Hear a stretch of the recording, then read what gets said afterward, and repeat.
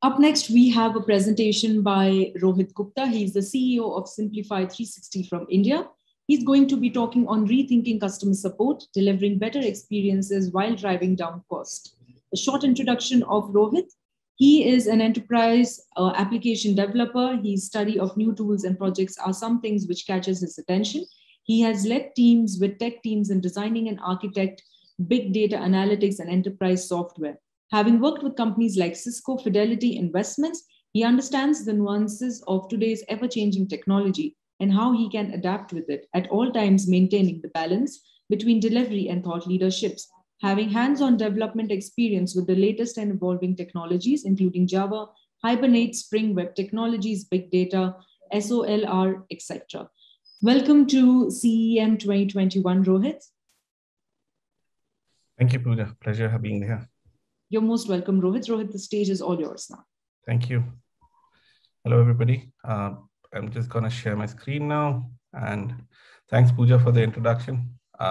Quickly, I know you've been already seeing the video that what our company does, but quickly taking not more than 2 minutes of yours to introduce what we do. We are actually an omni-channel customer experience platform with over 5,000 clients across the globe today, with serving the likes of Nestle, Hyundai, and others.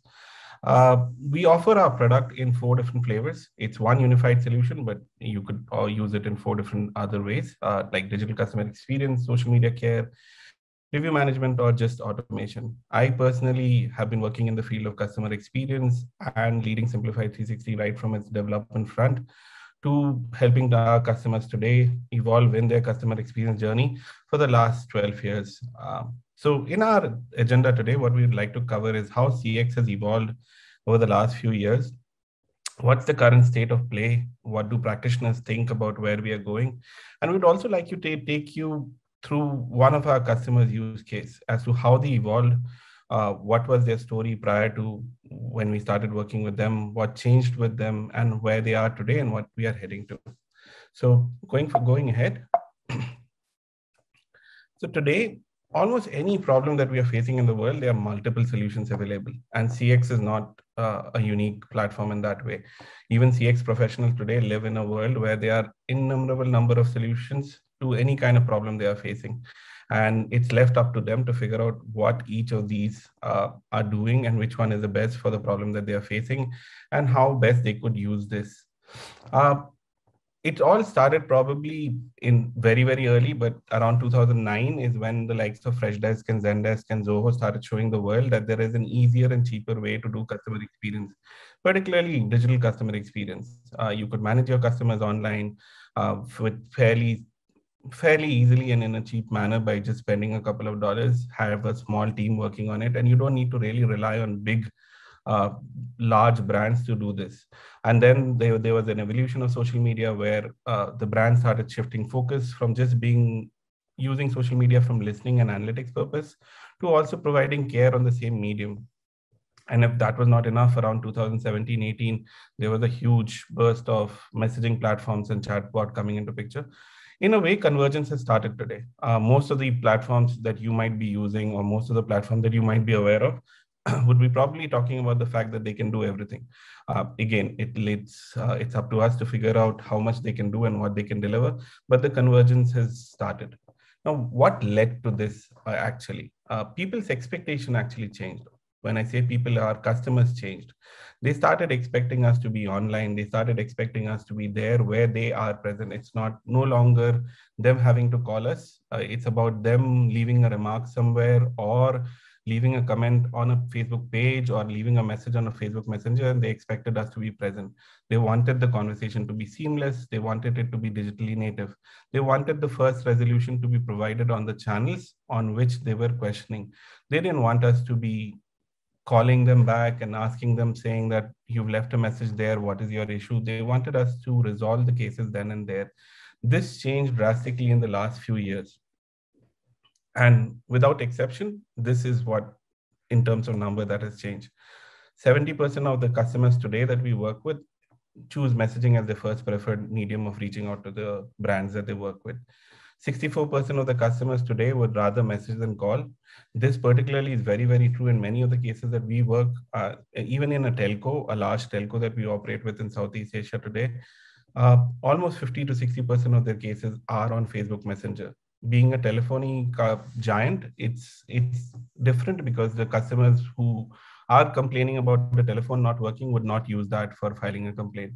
But in spite of all this, it's surprising that 45% of the brands still do not reply to the customers online.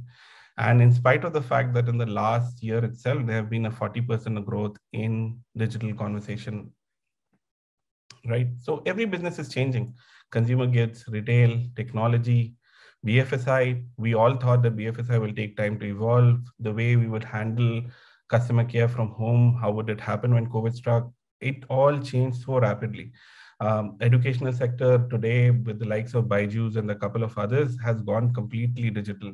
And telecom is also struggling to get online in the manner that the customers have gone online. So that leads to the state of CX today in 2021. Just some stats to help you understand what has changed. Right up till January of 2018, social media, when I say social media, largely public conversation, were head to head with private messaging conversation. They were doing fairly equal in terms of numbers. It was equally important to businesses to be present on both mediums.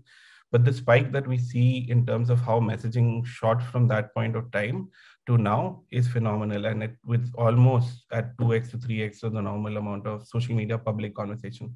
So Facebook messengers, the like of Instagram messengers or WhatsApp and others have just taken the whole customer experience by storm. And brands are still trying to evolve around it. Customer by itself, like I said in my previous slide, has changed a lot. There was a time when probably me, you, or anybody would go by brand reputation first. And when I say brand reputation, it would be all about how much we have read about the brand in terms of what service they provide and other things. But today, it's all about how good customer experience they provide. It's also about the kind of personalization they take into effect while talking to their customers. And pricing is obviously a very, very sensitive topic, so that will continue to be there. And I think with COVID, that will remain a key factor. Again, business messaging is key. More and more people are okay with talking to bots and automation. They actually expect bots and automation to be there so that they can resolve their cases quicker. But yes, messaging is a key factor. So if there's a brand which is not paying attention to it, I think we should change and understand that this is here to stay. But having said that, this evolution started in 2017. But even after that, we see almost 66% of the customers or brands, sorry, not customers, the brand talking about the fact that they're still getting there. Only 24% of the brands feel that they have done something well in AI and automation, while 66% are still grappling to the fact that how should they improve. So coming to what the practitioners think about this. So till now is what the customers have been saying. What the practitioners feel is not very different. This is based on an audit done among the practitioners. 62% of the practitioners or CX leaders today feel that customer satisfaction is one of the key factors for brand to focus on. It will lead to loyalty, it will lead to improved lifetime value and new customer acquisition. What's preventing this from happening, right? What's grappling this? And I think when I share this slide, many of you would probably feel that we know this, yeah, but we're not doing enough probably. Each department today measures customer satisfaction independently. For example, a food delivery service has two customer satisfaction ratios. One is how was the delivery, other was how the food was. The delivery guys feel that they've done a tremendous job because the customer gave them a 5-star on that, where the food was left behind. In the whole, at the end, it was the food which was being delivered. Lack of consolidation and data and analytics across the organization. One team does not know what's happening across the organization. As a matter of fact, the customer profile in terms of completeness is left lagging. And that's why a lot of decision making cannot happen because you do not know what the customer expects. Just at the point when the customer had complained to you, you also sent him an offer saying that, why don't you buy a new service? This kind of things is leaving a lot of companies grappling. And as a matter of fact, if you see the customer's perspective towards what they want, it's fairly simple. All they want is they want the brands to listen to what they are saying. They want the brands to know what their account history is, what their current activity is. They want to ensure that we don't ask them to repeat themselves. So if they came to you on email and they're giving you a call back because you did not resolve the case, you should be able to tell them that, look, we're sorry we couldn't resolve your case. We should be able to anticipate why the call came in or why the email came in, and understand their emotional state. It's not always the same, and treat them in a manner that they are smart human beings. So at the end, if you see the disconnect, it's if you see from a CS leader perspective or from a consumer perspective, it's pretty much the same. Both of them say the same thing, that first contact resolution is something that we should focus on. We should be asking our organization, our agents to resolve the cases where the customer have came in, not redirect them from one platform to another, or ask them to come back again or give them a call. Fastest response wins everybody's heart. I think if we had to put ourselves in the consumer shoes or anyway, the fastest response do help. Professionalism and friendliness. If we don't know how to handle it, let's be courteous, and then knowledgeable agent and everything is something that we really need at any point of time. And that's where AI and automation can come into play, that even if the agent does not know a lot about what he's handling, AI can be the helping hand. AI need not always be the customer facing AI. It can also be an agent assist AI. So whatever we are talking about today, or what the market is talking about, it's not new. Brands today, all of us have seen a multi-channel approach. As channel evolved, we jumped into a solution which was considered best in the market. So as Facebook Messenger evolved, we bought in a Facebook Messenger based tool. As Google Business Messaging came in, we bought in another product which solved that need.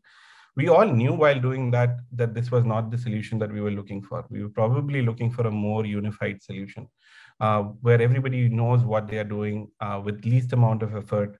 But achieving this was proving to a problem. So what we went for was an integrated solution. Today, most of us think that an integrated solution approach is the right approach, and it's working. It's not like it's not working. So vendor 1 talks to vendor 2, vendor 3 talks to vendor 4, and the customer gets a somewhat decent amount of resolution in the recent amount of time. But we should all strive for a unified solution is the way forward. So essentially what we're trying to say is that let's let the brands become digital first. Most of us probably embrace the CRM solution, which had some omni-channel capability. Let's start looking at a solution which is really inexpensive. Businesses can start using. There are plenty out there today which are relatively inexpensive. Businesses can start using with relatively low capex or no capex involvement. Chatbots that work on silos and individual platforms do not perform great on that platform, but it at the end is still disjointed. Or we have deployed heavy technical and solutions which are proving to be way too expensive. So let's move towards solutions which are easier to build, maintain, and use. That's the call of the hour. And then if you notice in the last 5 years, the brands which have done really, really well are the ones which have understood the digital first nature of our customers today. They want you to be online. They want us to be online. They want us to be handling cases in a much better way than we have been doing in the past. So that brings us to the case study that I was talking about. Tata Sky is India's largest satellite TV provider, or the direct-to-home television provider. It has a subscriber base of almost 18 million consumers today. Their number of cases that they handle per day across the channels were phenomenally high. I'm not projecting those numbers today. So while we work with any of the customer, the first thing that we want to do with them is run a CS assessment. It's something that we would love to run for each one of you if you want to reach out to us directly, or you can download this from our website and do it on your own. It will give you a fair value indication of where you stand in terms of how your website has evolved, how your mobile app is doing, how your social media practice is. Location services are evolving drastically all over the world. It's no longer just social media and messaging. People like to reach out to your local listings and other place. So at the end of this whole review, which was run by the client itself with some assistance from us, and we figured out some ranking of where they stand individually and also in terms of their competitor. And voila, what they were using is what we were talking about earlier. They had multiple vendors, not taking their names here, but there were multiple vendors, one for telephony, another one for chat. WhatsApp was pretty evolving in 2019. They were one of the first one to adopt it. social media, everything was working well, but working well in silos. What I mean is, if the customer came to you on social media and said that, hey, look, I wanted to watch soccer today and it's not available on the channel, and the AI could understand that on Twitter, the same exact statement on chat was proving to be irrelevant for the same AI engine. That's because there were two vendors deployed, but the same customer would have expected the same solution to work in the same manner because it's ultimately the same brand which they were reaching out to. They were facing similar other issues while the customer profile was available to somebody in the call center because that was the most evolved technology. They could upsell and cross sell there. The same profile or view was not available to the customers when they came over WhatsApp or live chat. So we wanted to change all this, or the customer wanted to change all this, and we were just trying to provide a helping hand. Besides that, there was new sections and new technologies or new areas were evolving constantly.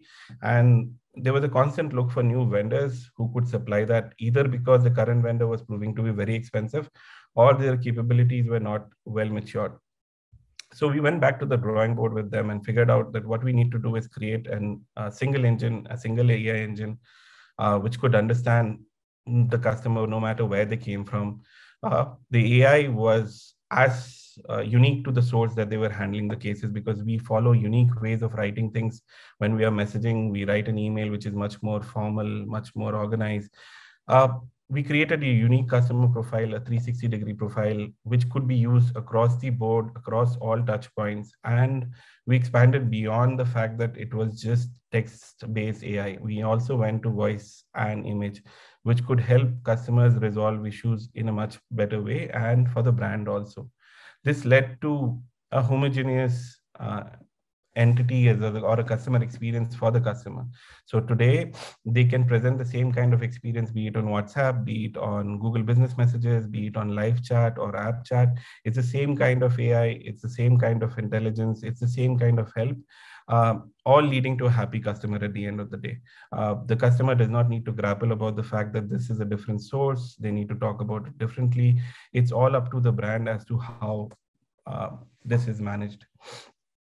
And this infrastructure or the background that we created or need not be left there. So what happened was everything that we did in terms of AI and automation and everything, what was also carried forward to all their other data sources. So it was not just about managing customer experience. It also expanded to the fact that you could now analyze anything that was coming in within the organization, be it their NPS feedback, be it call logs.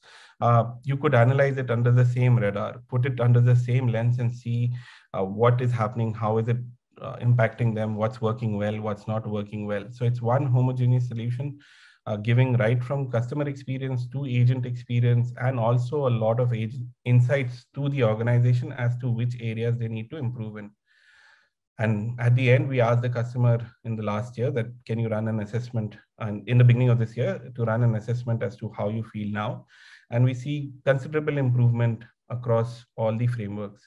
And if the customers did not have to speak, the numbers speak for themselves. Today, the brand is able to serve almost 1 million customers just on WhatsApp. I'm not even talking about all the other sources where they manage their customer experience. It's 1 million messages served. Normal standard queries regarding troubleshooting and others, over 5 million of them are handled per month without any human intervention. Just WhatsApp alone has led to 20% deflection in terms of normal queries being sent and 40% reduction in costs. The CIO himself speaks about what has happened over a period of time. Today, this brand is now present across all mediums digitally. The same customer, the customer gets the same kind of experience, the same kind of response, the same kind of agility and carryover and first contact resolution, no matter where they are reaching out to. So in a sense, this is what changed for them. Now, the case study that I presented was for Tata Sky, but that's not just limited to them. And that's what we want to say today, that a lot of others are doing this and that we need to see how this world has evolved. Zappos has really shown the mastery of online media. They embrace social and digital media. You can see for themselves yourself that how they're managing it in a beautiful manner. Zomato, which is an online delivery service, one of the leaders in India, a couple of other countries globally, they have embraced negative feedback like nobody else. Even the worst feedback given by customers online, they turn it to their advantage. They know how to handle the crisis with true honesty, leading to fun and keep creating memorable experience for the customer. Hyundai Motor Corporation, this is yet another customer of ours, which we would love to talk about. But in the interest of time, what they have done for them or what they have done for themselves is use Google Business Reviews or Google Business Messaging to the greatest effect in managing their dealership. Personalized messages for the customer, whether they are coming for repairs, whether they are coming for servicing, or they want to buy a new car.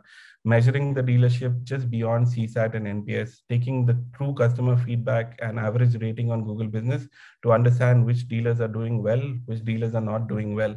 As a matter of fact, in the last 2 years that we have worked with them, their average rating across their 1,000+ dealership and in multiple locations is an average of 4.5. That's because they've been listening to the customers, responding to them actively, working with them to improve their rating and creating a memorable experience. So at the end, what's common among all of them? They truly understand omnichannel. Omnichannel is just not about being present in multiple channels. It's about understanding the customer's appeal, offering them personalized response. We should be there where the customers are, not ask them to leave a message to us or call us. And at the end, tying it all together so that they don't leave us with a very poor experience. We want to create the memory that they should be associated with us for a very, very long time. So in a sense, this is where we are heading to. That's the final shot that I would like to say. This is where we are heading to. Omnichannel has gone beyond the fact that it's just about one platform handling multiple conversation and your agents being able to do multiple things in one place. It's about using automation the right way, giving the customer the right kind of information in the shortest amount of time in the best possible manner. So that's all from my side. Thank you. Any questions or anything, we'll be very happy to take it.